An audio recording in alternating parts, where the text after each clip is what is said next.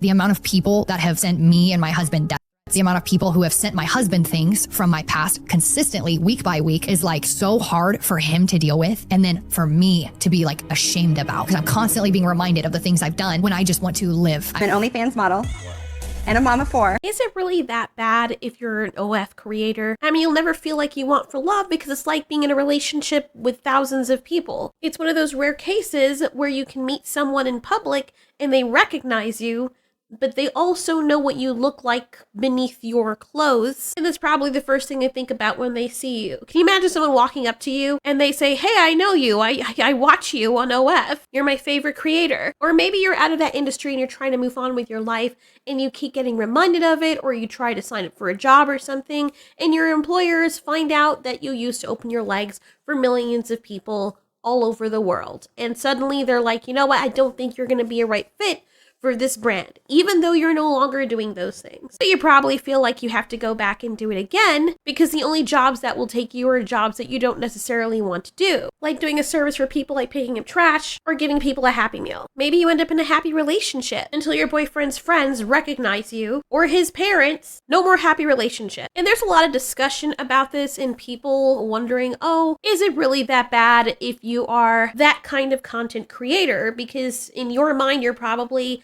giving people a service that is required, and it's no different than somebody who sings or entertains people for a living. You're just doing it in a very special way. To own a salon, and now I'm making over $50,000 a month. What do you think? I think there is 100% a stigma around being an OnlyFans model who is a mom.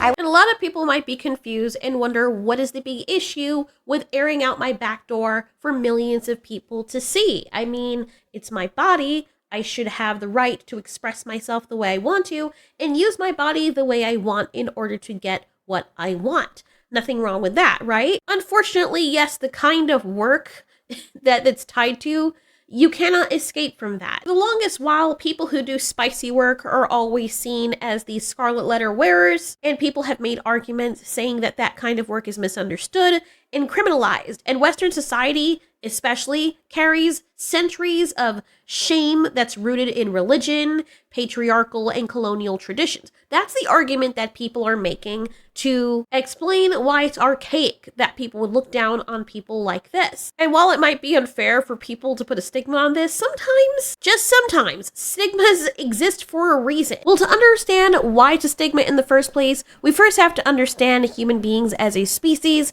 and why their psychology and their biology and how that plays a part in how humans think and the repercussions or consequences of certain actions within society. First of all, the internet has completely flipped how we think about love and relationships. Yes, I agree that people should be free to do what they want with their own bodies, but if we're talking about the effect of platforms like Tinder and OnlyFans on human being society, technically, we're not really built for this, not biologically, and not emotionally or socially either. And a lot of people also believe that the more that we normalize this stuff, especially without thinking critically, is the more we're getting all kind of like weird. And I think the argument can be made back in our ancestors' times, like prehistoric times, being intimate and love and all that stuff was kind of connected, and your brain would release these chemicals when you got physically close to someone. You get close to that person and then your body starts releasing oxytocin and dopamine and all that good stuff, and all that does is help you bond and trust and stick around with that person. That's how we survived as a species. Now people are existing in a world where your brain is being hit with the same chemicals, watching strangers on screens or performing for people that you don't even know. And yeah, as a result, it kind of messes with your ability to connect in real life, and you end up feeling numb and burnt out, and you're like, why can't I find a date? Or you're just straight up not interested in anyone anymore, or anything real or breeding, because you're getting this constant high on stimulation without having to build real emotional closeness and do any of the work. So that rewires your whole reward system, and why would you bother going for a relationship when you get the same dopamine high out of just watching some woman online and then you're beating your crock without having to deal with the drama? Same thing with the women. If they're getting the same dopamine response by getting resources, they don't have to pair themselves with a dude because they can just do whatever they do and show their stuff, and people just give them money and give them attention, and they get stability from that. Then it kind of replaces the need to go out there and find a mate to build a life with. And so here you have it. I'm not necessarily talking about the whole body count conversation because that's a whole different thing. That's not what I'm talking about. But when you do repeatedly hook up or perform snooky with people, and you're constantly doing it over and over again, whether that be physically or you're watching it, you're kind of doing the deed and getting the same dopamine response without real connection. And over time, your brain stops associating that action of being with someone with closeness or love. It just becomes something that you do. It becomes a transaction. That basically is what society has become, and it feels great. I'm not gonna lie, it feels amazing when you're watching that content. You're like, oh, this is easy. I don't have to worry about it. I have to ask someone to spread their legs just so I can get a nut off. I can just do what I gotta do and keep it moving and don't get all the drama and blah, blah, blah. But fast forward a few years and you have people that don't know how to date. They don't know how to talk to each other. Nobody knows how to talk to each other anymore. It's like the society has become so connected through social media and the internet, but yet they're so disconnected because you're existing in a state of mental and social castration where you depend on everything that you feel and get from online to make you happy instead of the reward center of doing it in real life with real bodies. Then you put stuff like the chatbots into the mix and boom, you can create intimacy there too. There's this whole other argument about women not knowing how to treat men and vice versa. And I get it. If you don't have to because you can get the same result somewhere else much easier, why would you put in the work when you could just call off? You want a real flesh and body, you could just go on Tinder, someone comes over, they smash, they leave, you do it all over again with someone else, and Bob's your uncle. Or maybe he's not. And men are wired to chase novelty, but they're meant to chase it in the real world, but that's completely hijacked, so now they're chasing it digitally or at their fingertips. Women no longer have to work to emotionally bond to anyone because they're having all these casual encounters,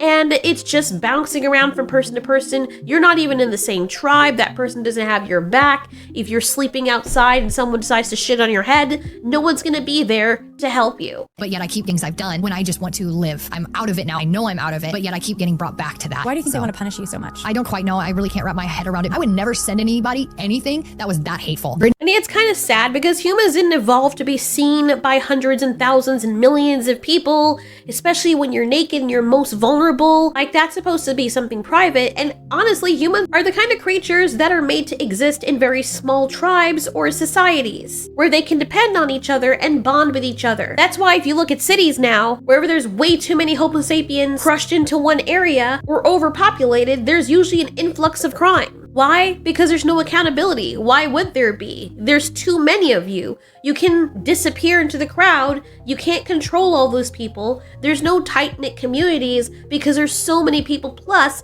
with the influx of the population and these people being cramped together, you're going to have more hostile situations because there's so many people packed together that don't know each other from varying tribes from all over in an unnatural environment where they're not out in the wild and living naturally as humans have been intended to and how they evolved to. And you'll notice that whenever there's a stigma, it is usually something tied in biology by the way that humans react to things. I mean, when you really sit down and think about it, these stigmas usually stem from something biological. A stigma is a very strong or most of the time negative social reaction to someone who is perceived different or threatening or not normal or not like the rest of us. And it can be about your behavior, where you come from, your appearance. There are a lot of these that are programmed responses, yes, but many of these are biologically programmed responses that are tied to survival instincts from when human beings lived in small tribal and vulnerable groups. And the problem is our instincts has not really evolved as fast as society has via technology and industrialization and all that. So some of that ancient wiring is still messing with everything. We haven't caught up to what we were able to achieve. Our instincts are very much a part of it. That's why we can't get past freaking politics and all that crap that doesn't really matter, because at the core, human beings are still living as cavemen in our minds. I mean, think about it for a second. The stigma around body size, whether you're too fat or too skinny. Someone who is way too thin is seen as sick or malnourished or dying or has some kind of disease, not a good mate, not a strong ally you can depend on to help you. On the flip side, being too fat, even though body fat is a good thing because you had energy reserves, way too much signals that you have low physical endurance, reduced mobility, something is wrong with you, increased likelihood of disease, heart issues, hormonal imbalance, which can affect fertility, and so people have subconscious red flags going on about that. And when people try to explain this, they see it as, oh, you're not supposed to talk about this. That's not fair.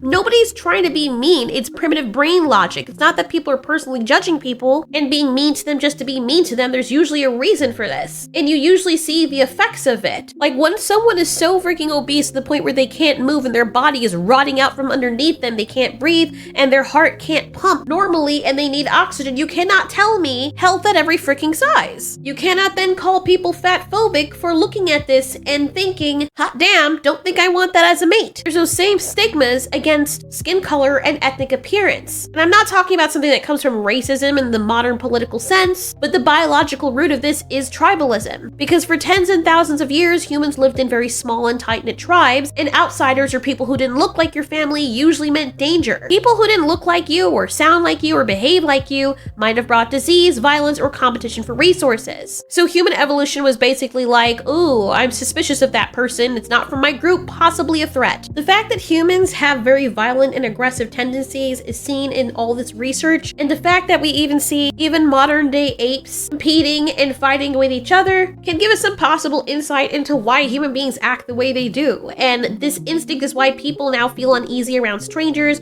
or unfamiliar faces. It's the same reason why people might feel more comfortable marrying within their culture, not necessarily out of hate, but from this deeply embedded sense of safety and predictability. And we all are educated enough to know that, yeah, obviously if you're a different skin color, that doesn't necessarily mean that you're going to eat someone or take their food. Probably not. But for a lot of humans, that hasn't updated yet. That part of their biology hasn't updated yet. And that goes with a lot of things. The stigma around disabilities and all that stuff, you're not getting rid of those. And so yeah, this brings us back to the spicy content stuff. If I was doing this or if I wasn't, they would still have to deal with the fact that they have a hot mom. I also think that because my kids are little badasses, that they'll whoop somebody's butt for talking crap on their mom. What the hell?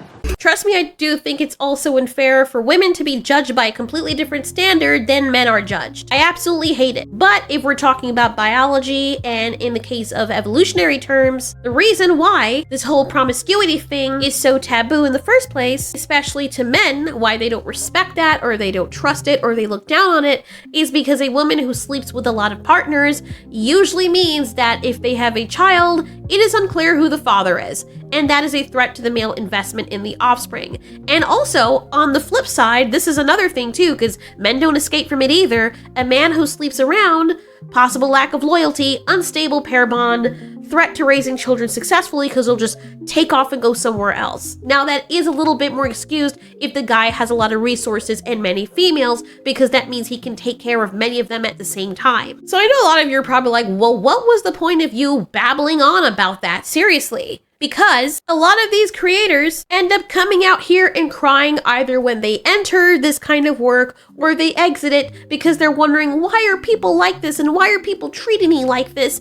And they don't understand why they just can't live their life and do whatever they want to do and then come back after they're all done and then find a partner who will love them and respect them, or will have an issue with people negatively perceiving them for their choices, because everyone should just accept what they do. They also get mad that when they try to go back out in the dating world, people don't want to settle down or do the bare minimum for them. But why should they? If they exist in a world where they can just get everything for free. And the OnlyFans models or the OnlyFans creators will come out and say, well, it's not fair because the same men who were judging you are the same men who watch your content. That is true, but the more you make the content is the more men end up watching it, is the more men end up downplaying the respect you should give to women, is the more they're like, why should I even bother respecting women? I don't need them because I can get 100 of them at the tip of my fingers anyway. And then the same men who are always talking about women be hoes these days, society is doomed, are the same ones going out there and supporting these people and straight up creating the very problem that they claim is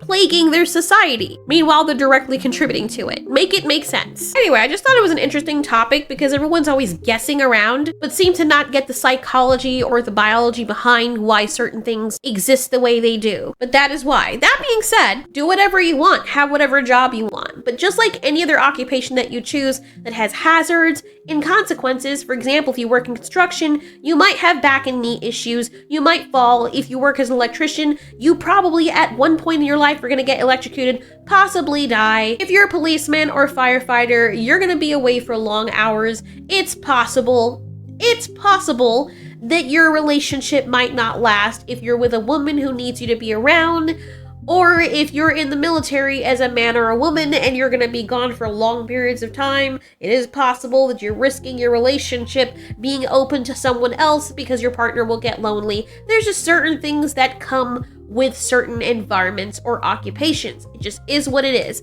And the same thing goes for spicy content workers. Just understand that when you're giving your goods away, that you are sacrificing and speccing into something that you won't be able to come back from later. You can live like a king, just understand that you probably are gonna end up lonely like one.